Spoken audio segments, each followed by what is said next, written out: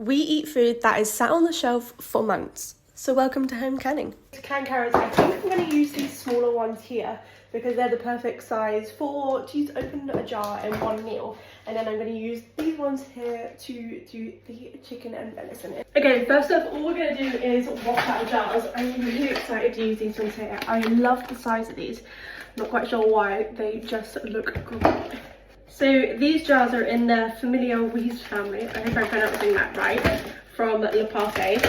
They are such good quality already. I'm already really impressed with them.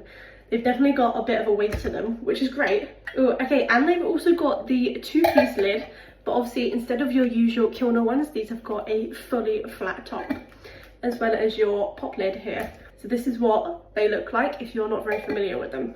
Okay, depending on what you are doing, whether it's canning or general food preservation, you don't always need to sterilise your jars, but you do need to keep them clean, which is what I'm going to do here.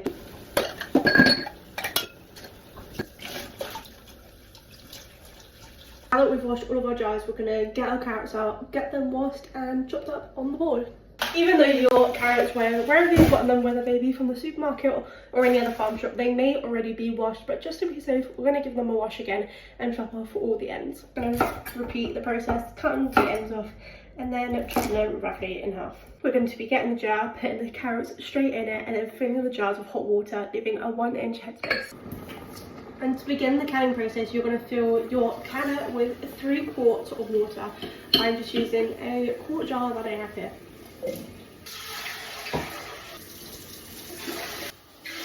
And lastly, our little rack for our jars to go on. Now that the canner is on the stove heating up, we're going to get our jar and fill them with our carrots. This is a pretty simple process.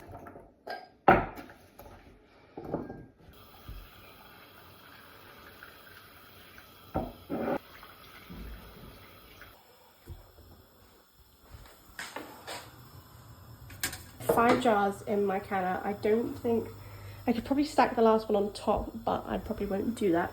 Now that the jars are in the canner, we're going to get our canning lid, check, make sure everything is fine. It's all looking good and that the vent hole is not blocked. That looks good to me. Alright, let's get our canner lid.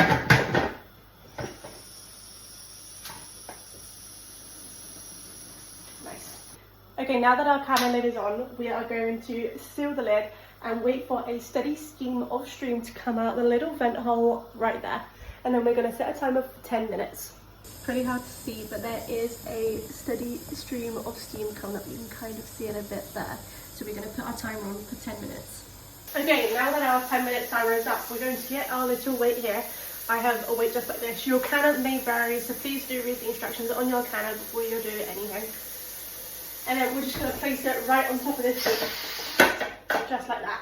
Now that we've put the weight on our canner, we are going to wait for the pressure to build up and then start our timer from when we have a steady pressure at the desired pressure, depending on your elevation. I am at the lowest elevation possible.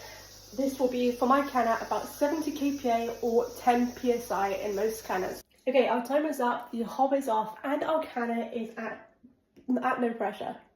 So we can lift this up and nothing will be coming out. So we can pop that off, the weight gauge, and we're going to open the canner away from us so the steam goes away from the face because it's going to be really, really hot in there. Forever opening the steam away from you. See how much steam that is. Have a peek at our jars. We're going to let them sit in the canner for a few minutes, place them on the kitchen towel here, and then leave them for up to 24 hours to make sure the lid's properly sealed. Our jars in the canner have now cooled down a bit, so all we're going to do is grab the jar with our tongs, if I can get around one, and place it right on the towel. Here are our carrots here. You can see that they're still slightly bubbling at the top. It's a bit hard to see on the camera, but you can kind of see on that one there. So I'm pretty sure they've all sealed, but we're going to leave these for 24 hours, take the tops off, and then we'll check on them again. So this is what our jars look like now we've taken the tops off, and they're ready to put in storage. So enjoy canning and let me know if you try it.